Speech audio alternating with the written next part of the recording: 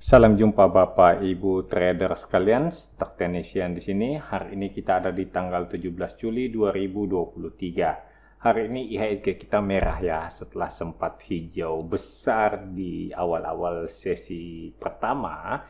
Kemudian akhirnya di sesi kedua ditutup negatif, minus 0,04%. Ini kita curigai memasuki area resisten memang ya, yang kita curigai sebagai neckline.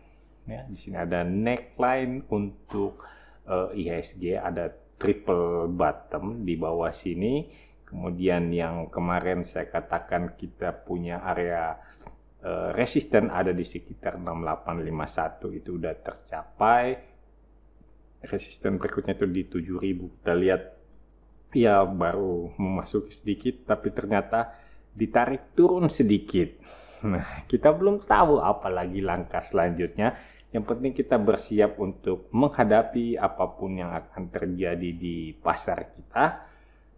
Kalau kita lihat seperti ini, kita bersiap untuk menghadapi tekanan lagi. IHSG mungkin akan turun untuk menguji support di sekitar 6.830-an, ya, 6.830 sampai 6.850 di sekitar sini, di pucuk-pucuk ini ya. Itu saya curigai sebagai area support.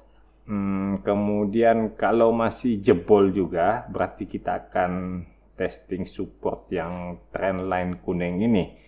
Itu yang kita lihat dari penampilan IHSG hari ini. Semoga aja penurunan atau tekanan yang akan kita hadapi beberapa hari ke depan ini tidak terlalu hebat ya. Semoga IHSG cepat kembali ke atas 7000, mengkonfirmasi triple bottom sehingga kita lihat pola reversal, harga kembali bullish gitu ya, semuanya kembali bullish, lebih banyak saham yang kasih cuan.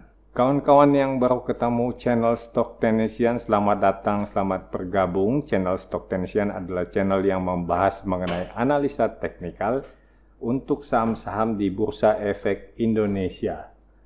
Kalau kawan-kawan trading dengan menggunakan pendekatan teknikal, saya kira ini adalah channel yang tepat.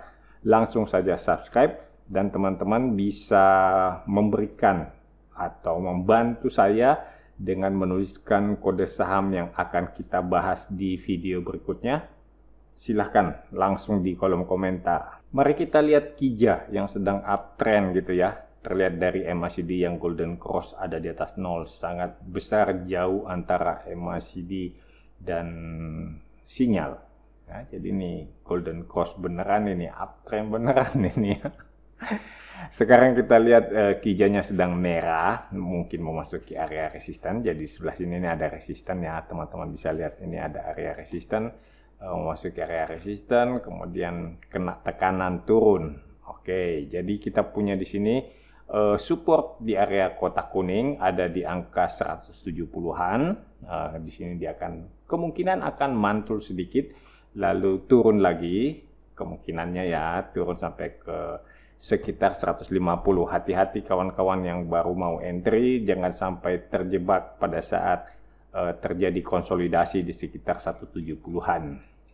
Begitu ya, itu kita lihat setelah KIJA naik terlalu tinggi, mestinya ya biasanya ada support test dulu ya, jadi jangan sampai terjebak, ntar nyangkutnya agak lama gitu. Tapi secara tren kita melihat KIJA ini masih cukup bagus, sampai saat ini masih terlihat bagus. Sampai di area kotak hijau juga, selama enggak di bawah-bawah banget dari kotak hijau, saya kira untuk tanda-tanda pembalikan belum ada. Jadi kita masih tetap melihat uptrend, mungkin kekuatannya berkurang, tapi belum kelihatan ada reversal.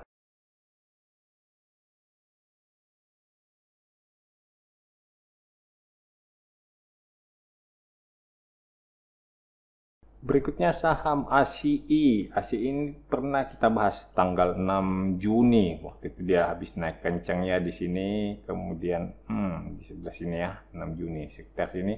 Habis naik kencang, kemudian terjadi konsolidasi. Sekarang udah kembali ke area support di sekitar 6.675 gitu ya. Nah, di sini apakah ini masih kuat? Kelihatannya masih akan turun lagi setelah kita lihat di bawah. Volume masih cukup besar, terus ini dia punya indikator CCI masih mengisyaratkan tekanan penjualan.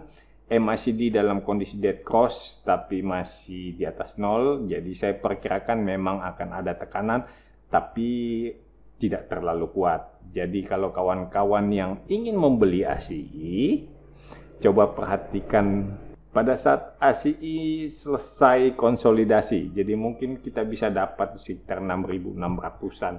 Kalau dilihat gambarnya seperti ini, sepertinya masih mungkin untuk dapat ASII. Support yang terlihat kuat ada di 6.450 di area kotak hijau, kemudian resisten kotak merah ada sekitar 7.000. Nah, ini kayaknya masih bisa tercapai. Kita lihat aja kalau dari konstruksi chartnya masih sangat mungkin tercapai ya. Trennya ini cukup bagus. Walaupun sekarang MACD dalam kondisi dead cross, tapi dead crossnya ada di atas 0 ya. Tadi saya katakan artinya ASII sideways, cenderung agak turun, tapi tekanan turunnya ya sudah saya katakan tidaklah terlalu mengkhawatirkan.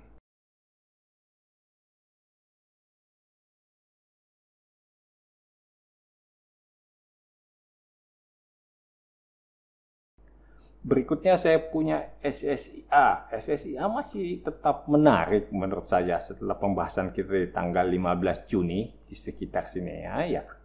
Sekitar sini kita lihat ya SSIA mengalami tekanan jual cukup hebat. Terjadi lower high dan ada lower low, tapi kita lihat support di area kotak hijau di sekitar 436 itu masih cukup kuat. Masih bisa menahan laju penurunan SSIA. Masih di sekitar support area kotak hijau. Kita lihat juga selama dia konsolidasi volume nggak terlalu besar gitu ya. Jadi saya kira ini tren naiknya ini masih cukup terjaga.